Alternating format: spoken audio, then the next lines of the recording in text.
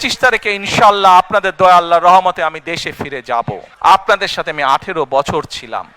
বিভিন্ন সময়ে বিভিন্ন অনুষ্ঠানে অনেক মানুষের সাথে দেখা হয়েছে।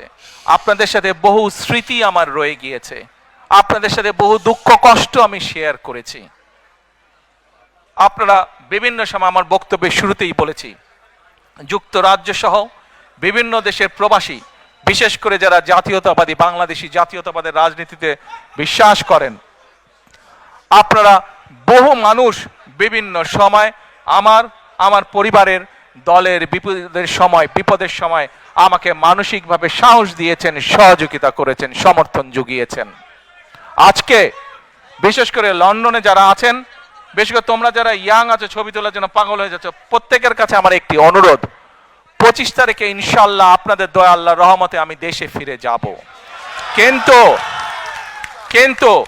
এখানে উপস্থিত, এই ঘরে উপস্থিত প্রত্যেকটি মানুষের কাছে আমার অনুরোধ, দয়া করে কেউ আপনারা এয়ারপোর্টে সেদিন যাবেন না।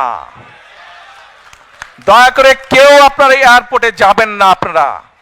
কারণ এয়ারপোর্টে গেলে একটি হট্টগোল তৈরি হবে এবং মানুষ জানবে যে এরা সব বাংলাদেশি, এবং দেশের সুনাম নষ্ট হবে, দলের সুনাম নষ্ট হবে।